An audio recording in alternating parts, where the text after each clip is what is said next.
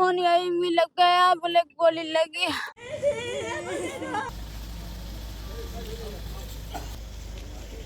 दो अपराधी मोटरसाइकिल पर आते हैं, उतरते हैं और पीड़ित से भगझक करते हैं, मारपीट करते हैं।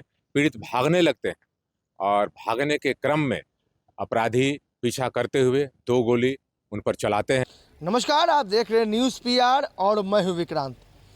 सूबे के सबसे बड़ा अस्पताल पीएमसीएच, जहां बिहार के साथ साथ कई राज्यों के मरीज यहां आते हैं और स्थिति यह है कि यहां साढ़े शाम एक व्यक्ति की गोली मारकर हत्या की जाती है।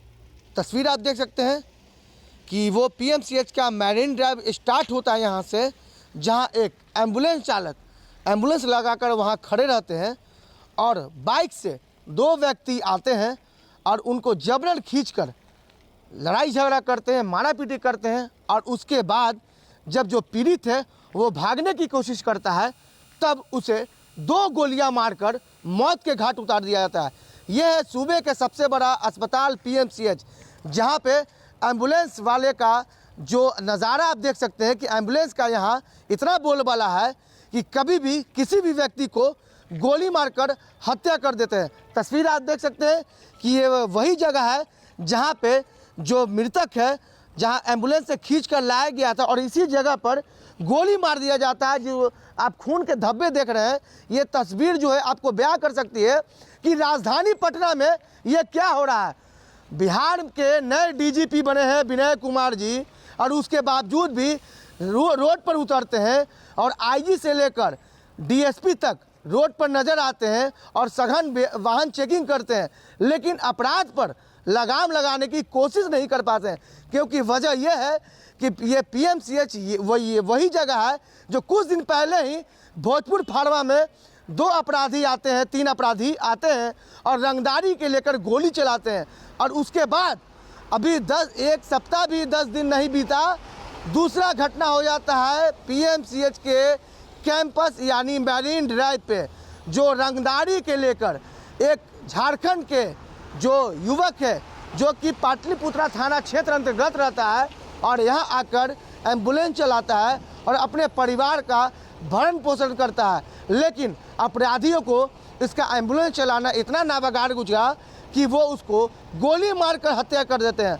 हालांकि इस पूरे मामले को लेकर पटना के टाउन डीएसपी अशोक कुमार सिंह क्या कुछ कह रहे हैं, जरा पहले ये सुनिए। सर, गोलीबारी की घटना हुई है किसी के, तो क्या कुछ?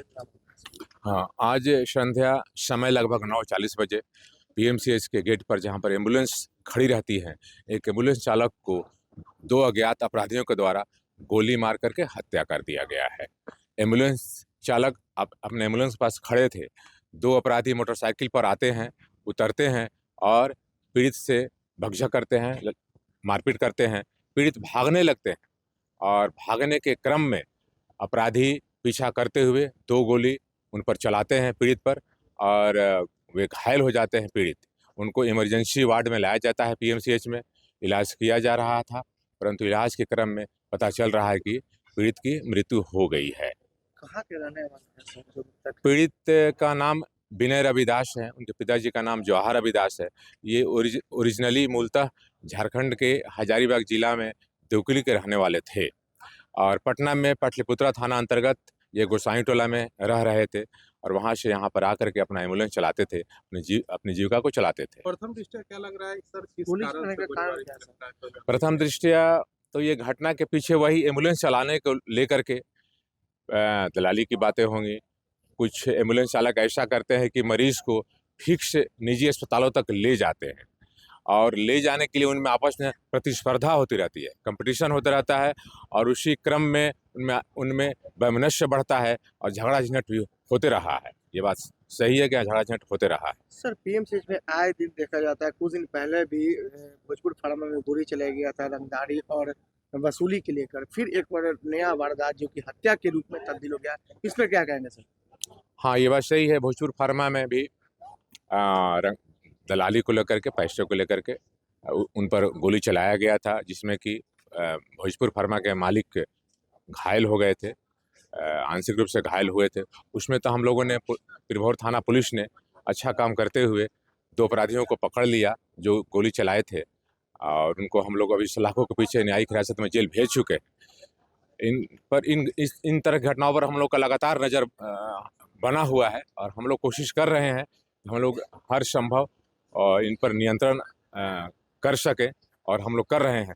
परंतु जब तक पुलिस प्रशासन के साथ साथ पीएमसीएच का जो प्रशासन है वो साथ नहीं होंगे तब तक इन पर अंकुश लगाना मुश्किल होगा, क्योंकि प्रथम दृष्टया ये पीएमसीएच प्रशासन का ही मामला बनता है। यहाँ पर जो एम्बुलेंस चलता है, यहाँ पर जो चिकित्सक दवा रोगियों को लिखते हैं, उस पुर्जी रसीद कहाँ जाता है, कौन दुकान पर जाता है, ये सारा चीज़ पीएमसीएच प्रशासन को देखना है, ये पुलिस का काम नहीं है। तो क्या लगता है सर कि पीएमसीएच की प्रशासन की लापरवाही है? पीएमसीएच प्रशासन की लापरवाही तो इसमें है, बिल्कुल है। उनको तो देखना है और अंकुश लगाना है। जब तक वे सतर्क नहीं रहेंगे, वे निगरानी नहीं रखेंगे, मॉनिटरिंग नहीं करेंगे, तब तक पूर्णतः इन पर अंकुश लगाना मुश्किल है। हम लोगों का काम पुलिस का काम अपराध को रोकना है, अपराध का रोकथाम है, परंतु पुलिस प्रशासन के साथ साथ पीएमसीएच प्रशासन को भी ये देखना होगा कि पीएमसीएच में जो घटनाएं अनियमितताएं हो रही हैं या होती हैं उन पर अंकुश लगाना पीएमसीएच प्रशासन का काम। सीसीटीवी खंगाला जा रहा है। हाँ, सीसीटीवी खंगाला जा रहा है और हम लोग देख रहे हैं, प्रयास कर रहे हैं। हम लोग कुछ पता भी इसमें चल गया है। हाँ, अपराधियों के बारे में हम लोग को पता चल गया है और हम लोग जल्द ही अपराधियों तक पहुंचेंगे और उनको गिरफ्तार करेंगे। तो आपने सुना, अशोक कुमार सिंह ने साफ तौर पे कहा है कि बाइक सवार 2 अपराधी आते हैं। पहले मृतक और जो अपराधी हैं दोनों के बीच बाताबाती होती है, फिर लड़ाई झगड़ा होती है। जब वो पीड़ित भागने लगता है तब वही बाइक सवार 2 अपराधी उसे दौड़ाकर गोली मारते हैं और उसकी मौत घटना स्थल पर हो जाती है। आपको बता दें कि यहाँ से महज 50 कदम दूरी या 50 गज कहा जाए पीएमसीएच का टीओपी थाना है और यहीं पे बैरिकेडिंग किया जाता है कि कोई भी गाड़ी अंदर ना जाए। लेकिन उसके बावजूद अगर कोई व्यक्ति आते हैं तो पीएमसीएच के जो सिक्योरिटी गार्ड हैं वो यहाँ रोक देते हैं, लेकिन अगर अपराधी आते हैं तो उनको नहीं रोकते। तो इसका मतलब ये है कि यहाँ के सिक्योरिटी जो है बहुत अपने आप को एक तरह से कहा जाए कि जिस तरह से आपराधिक घटनाएं हुई है वह कहीं ना कहीं उनका भी सम्मिलित है। क्योंकि इसलिए मैं कह रहा हूँ कि अगर कोई व्यक्ति अगर यहाँ आता है तो उसे गाड़ी लेकर नहीं जाने दिया जाता है, चाहे वो पुलिस प्रशासन हो, 112 की टीम की जो बाइक हो। ये मैं इसलिए बता रहा हूँ कि कल मेरे पास ये सूचना आई थी कि 112 की पुलिस पीरभौर थाने की जब पहुँचती है तो उसे यहाँ के गार्ड जो है गाड़ी लेकर नहीं जाने देते हैं। तो आप सोच सकते हैं कि आखिर वो बाइक कहाँ से आया, किस तरह से आया, किस जगह से आया और आखिर बिहार में ये क्या हो रहा है। खास करके राजधानी की बात कर लिया जाए, हर सुबह शाम में 7 बजे से लेकर 10 बजे तक वाहन चेकिंग होती है। अपराधी को गिरफ्तार करने के लिए पुलिस के अधिकारी से लेकर पुलिसकर्मी तक रोड पर खड़े रहते हैं, लेकिन नतीजा क्या है, आए दिन एक तरह से कहा जाए 9:30 बजे अपराधी आते और गोली मारकर फरार हो जाते हैं।